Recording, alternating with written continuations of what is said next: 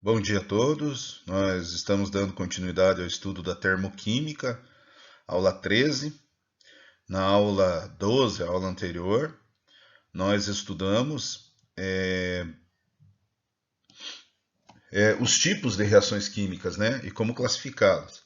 Então, nós estudamos as reações exotérmicas e as reações endotérmicas. Lembrando que a reação exotérmica é aquela liberação que libera energia, que os reagentes têm uma maior quantidade de entalpia. Reação endotérmica é uma reação que absorve energia, que os reagentes têm uma menor quantidade de energia. A gente viu também, né, turma, que na aula anterior a gente já viu a equação termoquímica. Algumas atividades que a gente resolveu lá demandaram de nós a resolução através da equação termoquímica. A equação termoquímica é isso aqui, ó. Nós temos hidrogênio gasoso reagindo com oxigênio gasoso, formando água no estado gasoso.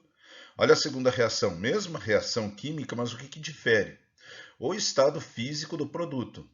Aqui a água está no estado físico gasoso, aqui a água está no estado físico líquido. Claro que isso vai ter uma influência na variação da energia aqui. Tá? Aqui nós temos uma diferença na quantidade de mols. Então, dessa segunda equação para essa terceira equação, foi multiplicado por 2, né? Então aqui dobrou, aqui dobrou, aqui dobrou, né? E claro, quando dobra a quantidade de matéria envolvida numa reação química, vai dobrar a quantidade de energia liberada ou absorvida também nessa reação. E aqui nós temos o carbono grafite reagindo com o oxigênio gasoso, e aqui nós temos o carbono diamante. Então, diferenças alotrópicas aqui, né? Então, a equação termoquímica é a representação da reação química na qual devem constar as quantidades de matéria dos reagentes e dos produtos, os estados físicos e alotrópicos, caso existam, que é grafite e diamante, a temperatura e a pressão na qual se encontra o sistema e a quantidade de calor liberada ou absorvida na reação. Então, a equação termoquímica deve trazer essas informações. Temperatura e pressão vai estar no enunciado do exercício, não vem na equação, tá? Então, quais são os fatores que alteram essa variação de entalpia? Primeiro, a quantidade de matéria. Rapidinho aqui, ó, pessoal, só para vocês observarem, eu fiz o recorte lá da página da apostila, mas a gente só precisa dessas duas equações aqui, tá? Vejam aqui, a primeira equação, você tem a equação de formação da água no estado líquido, então você tem 1 mol de hidrogênio reagindo com meio mol de oxigênio, formando 1 mol de água no estado líquido. Tá, a variação de entalpia aqui foi de menos 285,83 kJ. Eu não falei nas aulas anteriores, às vezes por questão de tempo mesmo, mas as unidades que a gente vai trabalhar em entalpia são unidades de kilojoule e quilocaloria. Tá? Uma quilocaloria corresponde a 4,16 kJ. Bom, então aqui, ó, dessa equação para essa a gente dobrou. Quando a gente dobra a quantidade de matéria, claro que vai dobrar a quantidade de energia envolvida na reação. Né? Entretanto, a reação é controlada para que 2 mols de hidrogênio reajam com o oxigênio e formem 2 mols de água sob pressão constante. O sistema libera 571,66 kJ por mol. O que vocês devem lembrar desse estudo aqui, então, os fatores que alteram a variação de entalpia da reação. Quantidade de matéria é o primeiro que vai alterar essa variação da entalpia. Por quê? Porque é uma propriedade extensiva. Quanto maior a quantidade de matéria, maior vai ser a absorção ou a liberação de energia. Nesse caso aqui, nós temos duas reações exotérmicas. 1 mol liberou menos 285 kJ, 2 mols vai liberar menos 571, né? Ele vai dobrar. Se tivesse 4 mols de hidrogênio aqui, né? Daqui para 1 ia quadruplicar, e assim vai. O estado alotrópico.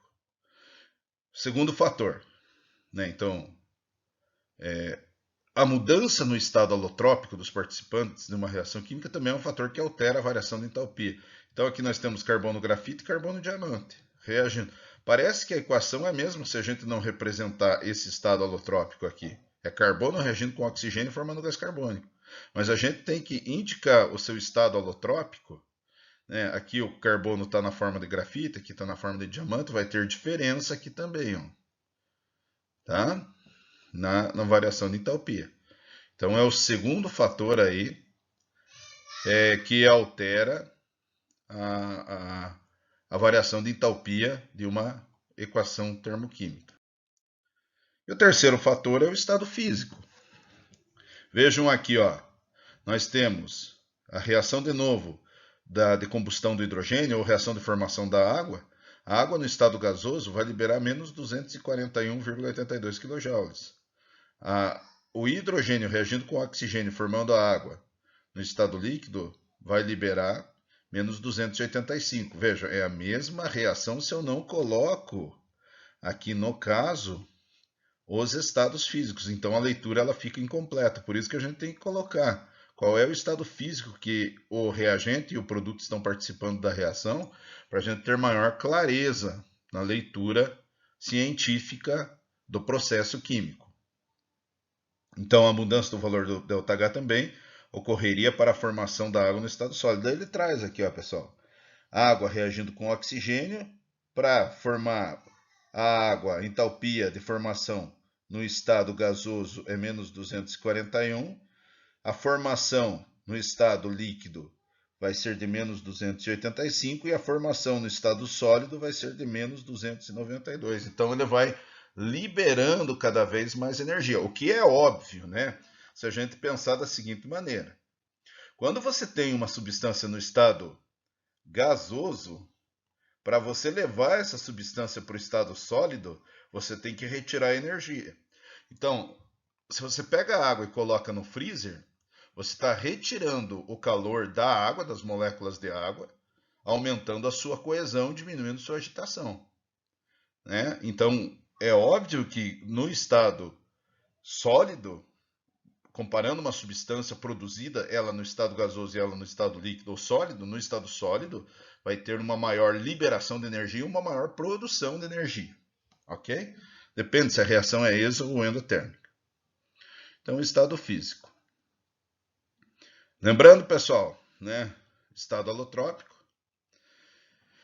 estado físico e quantidade de matéria. São os três fatores aí que alteram o ΔH de uma reação. Eu vou entrar agora aqui nesse estudo dos casos especiais de entalpia. Tá? Então, com muito cuidado, eu quero passar esse conteúdo para vocês, porque isso aí é um conteúdo que a gente tem que treinar muito no caderno. Essas equações, a gente tem que aprender a escrever essas equações termoquímicas. Então, existem três casos aí especiais de equação termoquímica. Uma vocês já sabem, aprenderam lá no primeiro ano, né? Que é a entalpia padrão de neutralização. Espero que vocês já saibam as reações químicas de neutralização. Reação ácido-base, tá? As outras duas são fáceis. Por quê? Vejam aqui, pessoal. O primeiro tipo de reação que nós estudaremos será a entalpia padrão de formação. Então, casos especiais de entalpia. O primeiro caso, entalpia padrão de formação. Eu vou fazer a reação química, eu tenho que escrever a equação química de formação de uma substância. E quando é entalpia padrão, eu vou escrever o delta, o H, né, a variação de entalpia, o F minúsculo de formação, padrão. A bolinha lá em cima. Beleza? Essa primeira equação, você vai pegar, vamos supor aqui, a sacarose. Ó, nós temos a molécula de sacarose. Essa molécula de sacarose, como que eu monto a equação de formação dela? Então, eu vou pegar as substâncias que estão no estado físico mais comum e estado alotrópico mais comum também a condição ambiente, a condição de 1 atm e 0 graus Celsius. Então o carbono, a essas condições, ele é sólido e é o carbono grafite. Tá? Então estado alotrópico mais estável, né? Estado físico mais comum a condição ambiente. Peguei o carbono. Ó, você vai pegar o elemento que está lá, ó, o átomo que está lá na estrutura, e você vai pegar ele na sua forma simples. Como que ele se apresenta na natureza como substância simples? Então, o carbono, como substância simples na natureza, ele se apresenta na forma de grafite sólido a essa condição ambiental. O oxigênio aqui, na natureza, qual é a forma mais comum dele? De O2, de gás oxigênio. Gás, gasoso, gás oxigênio. Aqui já está balanceada a equação, né? Mas e o hidrogênio? Qual é a forma mais comum dele como substância simples à condição ambiental? É o gás hidrogênio. Então eu coloco todas essas substâncias, carbono, oxigênio gasoso, hidrogênio gasoso, coloco a sacarose e depois a gente tem que fazer o balanceamento dessa equação. Tá, turma? Entalpia padrão de combustão. Toda vez que tem combustão, significa dizer que tem o quê? Que tem queima. Todo processo de combustão é um processo exotérmico, ΔH é negativo. Tá? Por quê? Porque vai liberar energia.